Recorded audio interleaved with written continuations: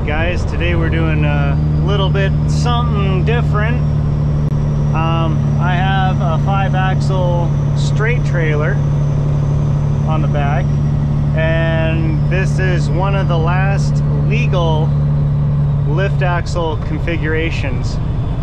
So in the last few years, SPIF,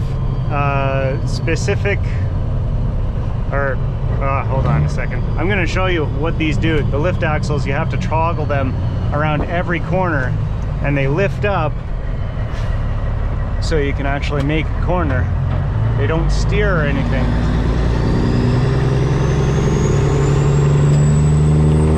And you got to put them down at the end.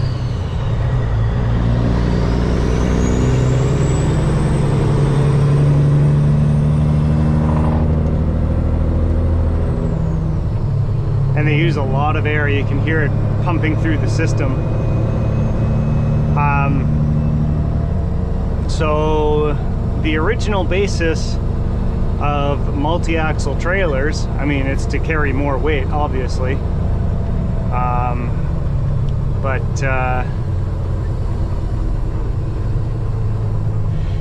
Yeah, they have, the original trailers have lift axles that go up and down around corners, so you can actually make it around a corner. Because with all these axles on this trailer, if I try to make a tight corner or something, they all bind up against each other and you end up stalling out the truck. So what this configuration in particular does is you have the 3 axles in the middle and then 2 lift axles on either end, and it's called a teeter-totter because it kind of teeter-totters over that tri-axle. You can have 3 at the back and then 1 or 2 lift axles in the middle, but this is the teeter-totter configuration. So I mean, I guess the concept works for a multi-axle trailer like this. It spreads the weight amongst the axles. There are regulators on each of the lift axles that you can control how much air pressure goes in each of the lift bags. So if you have a lighter load, you can back down the regulator and carry less weight on each axles. I think it was around like 2006 or so, they mandated that SPIF trailers had to be a thing in Ontario here. SPIF stands for Safe, Productive, Infrastructure Friendly. So the difference between a SPIF trailer and this trailer is the lift axles don't actually lift up, they steer. It's kind of like a shopping cart front wheel, like you go around a corner and it kind of angles in with it. And it's all computer controlled, you can't lift the axles up.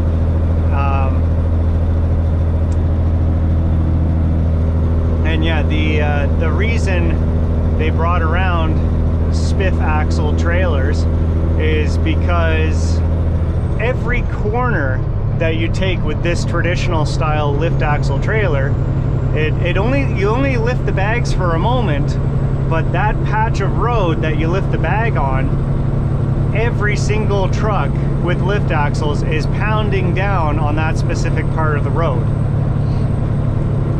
So the majority of the time, yeah, the bags are down, the weight's distributed evenly across all the axles, but around those corners where you have to lift it, it was destroying the roads. So they came up with this whole SPIF axle, steerable lift axles that don't actually come up. And I mean, that's all fine and dandy, but there are some issues with them too. So when you're backing up, normally with this trailer you lift up the axles and you can back up and it's fine.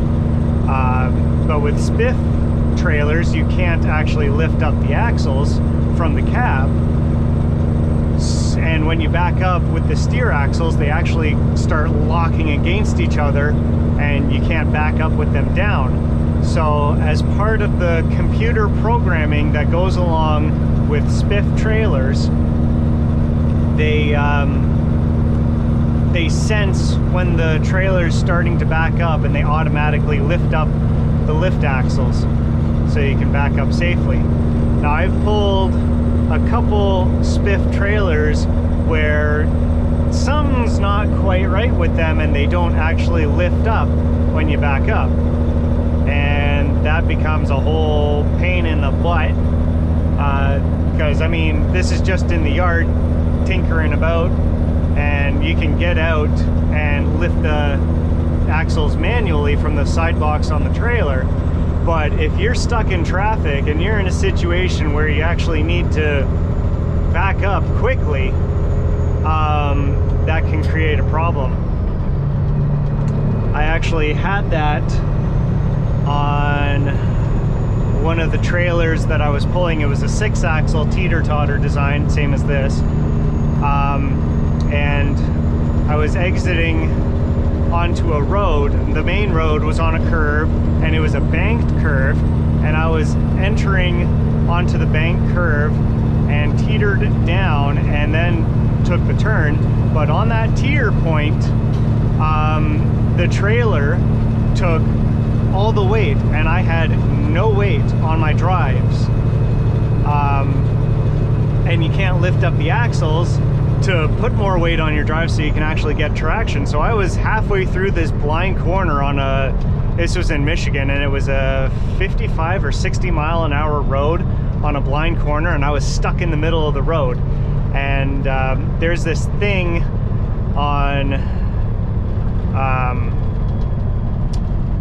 the SPIF trailers where in an emergency where you can't back up to lift up the axles, and you don't have time to run out and operate them from the side of the trailer, you can put your 4-ways on. Now it's a sequence where I think it's like 1, 2, 3, stop for 3 seconds, 1, 2, 3, and you leave it flashing, and it'll actually lift up the lift axles for you. And I know there's a speed limit that it automatically drops them down again, or you turn off the 4-ways, but there's that little emergency procedure you can do to lift it from the cab. And I had to use that once, and I am very thankful it had that, because by the time I was actually starting to make it around the corner, that's when all the traffic started catching up and slamming on the brakes for me blocking this blind corner. I mean, that's one of the reasons why I like pulling B trains specifically, is because they do teeter over and around rough roads a little bit better than straight trailers. I'm going to do a whole video on the reasons why I pull B train trailers at a future date. These tracks are actually pretty bad. Whoa!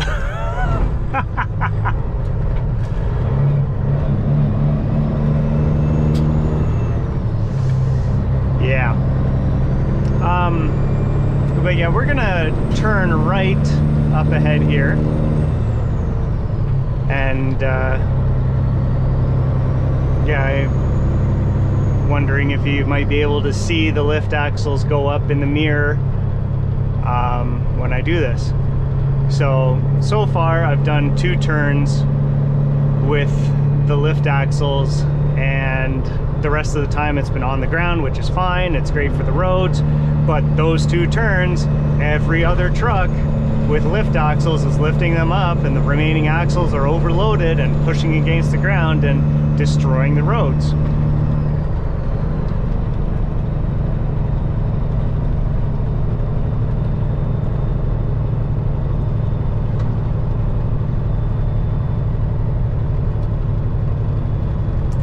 Now these bags do lift the axles pretty quickly. Like they move a lot of air. Here, I'll roll down the windows and you can hear how quickly they raise up. So I'm gonna flip the switch right now. And you can't actually hear it too bad on this trailer, which is pretty interesting. Got some room. Let's make this corner. I don't know what you can see in the camera, if you can see the two axles are lifted up on the trailer, but we made it around the corner and put the axles down again.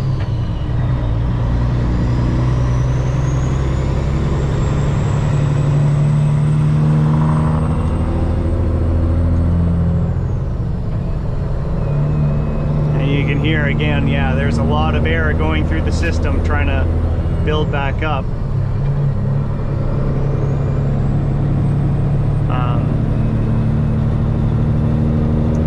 Yeah, so these particular trailers, or not trailers, this particular trailer was built in 2005. There's an OPP guy sitting right there. They were built in 2005. And from what I can read on the internets, there is a 15-year grandfather allowance for these trailers. So if they're, from my understanding, there was a specific date, I feel like it was 2018 or something like that, that you had to either retire the trailers, retire the trailer, convert it to SPIF, or buy a permit to continue operating with the lift axles, or operate at a reduced weight. So anyways, that's my little spiel about SPIF trailers and lift axles and all that kind of fun stuff on probably one of the last trips I will ever take with a lift axle, with a trailer that you can lift the axles up from the cab. So, would you call it a historic moment? I don't know, but there's video evidence of it, so there we go. Anyways guys, I'll yeah, guess I'll catch you at the next one.